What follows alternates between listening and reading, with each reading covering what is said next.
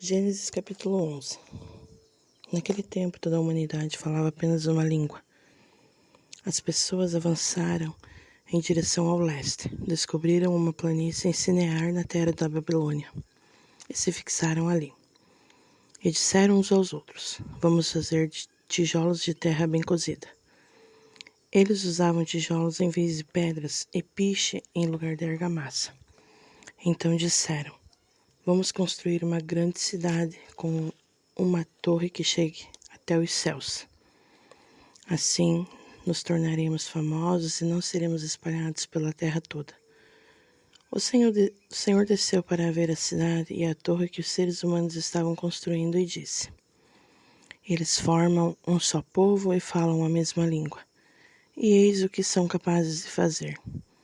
Logo não haverá obstáculo para tudo o que planejarem.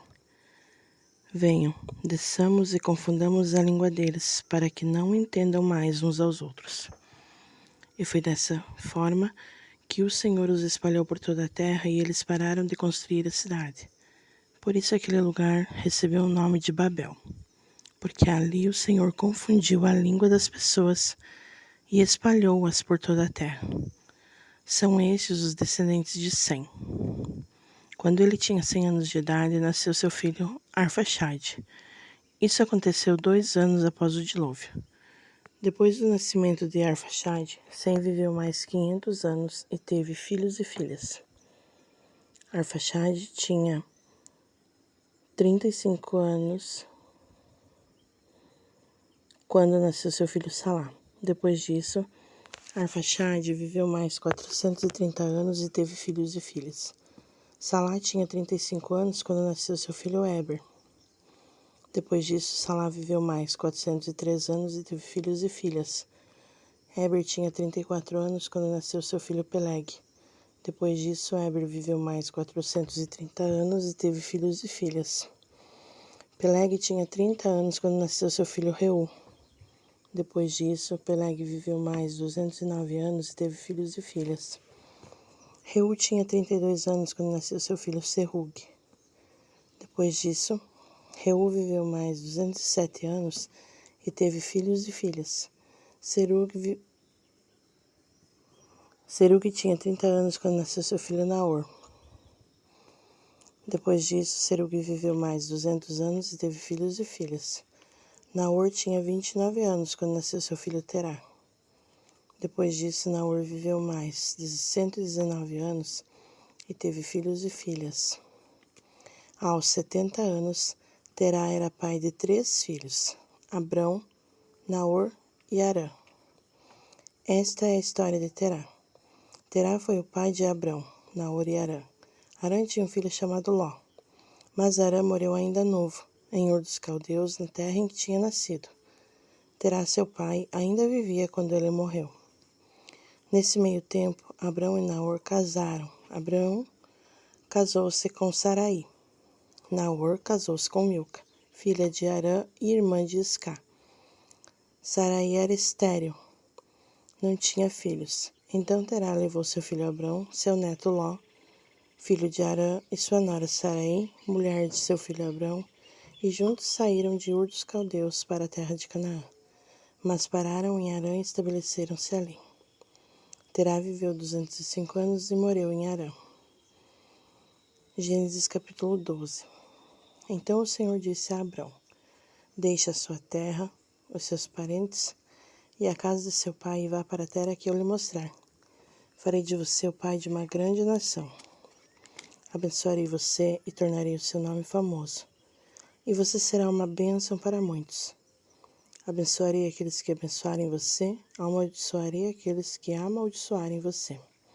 E por seu intermédio serão abençoados todos os povos da terra. Então Abrão partiu como o Senhor lhe havia ordenado, e Ló também foi com ele. Abrão tinha 75 anos quando partiu de Arã. Abrão levou sua mulher Sarai, seu sobrinho Ló, e todos os bens e escravos que tinha acumulado em Arã.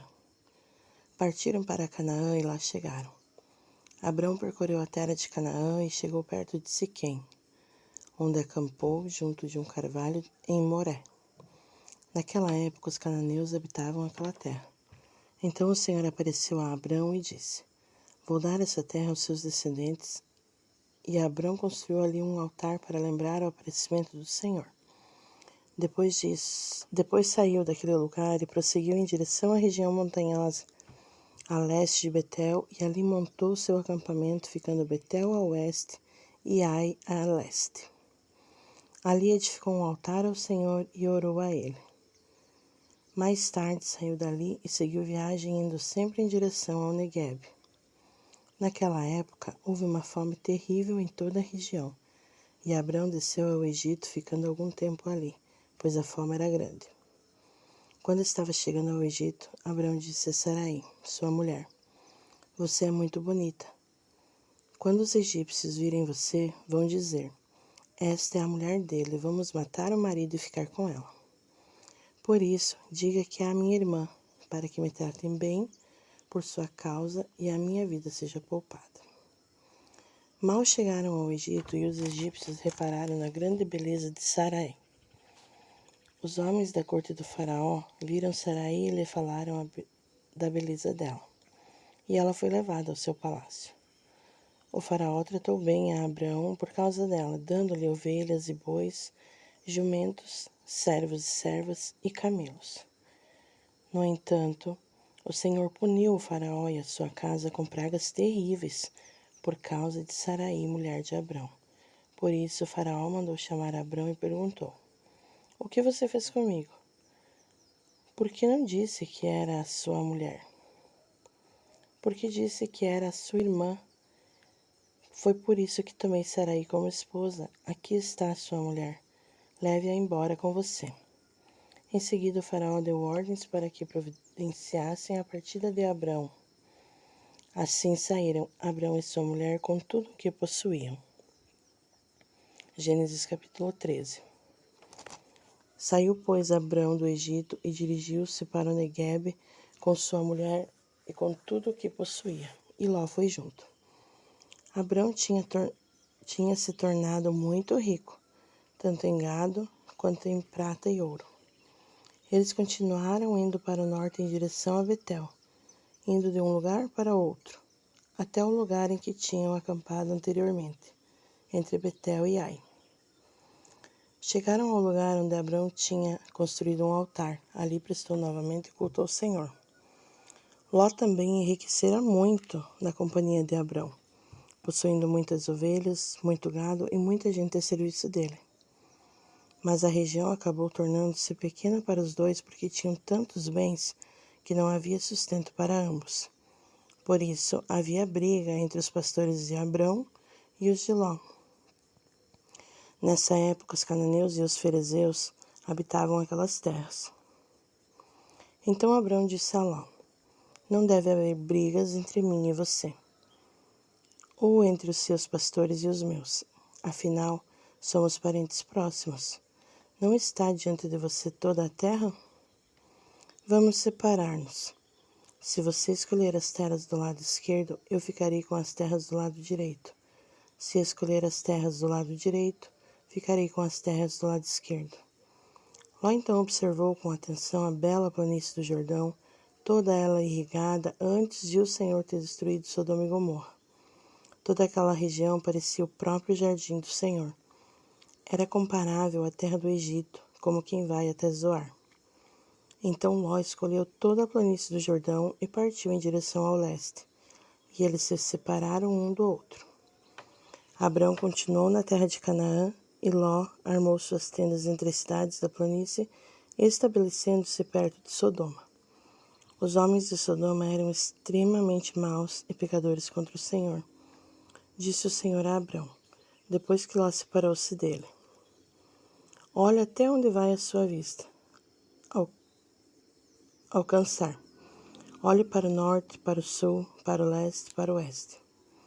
Toda essa terra que você está vendo vou dar a você e aos seus descendentes para sempre.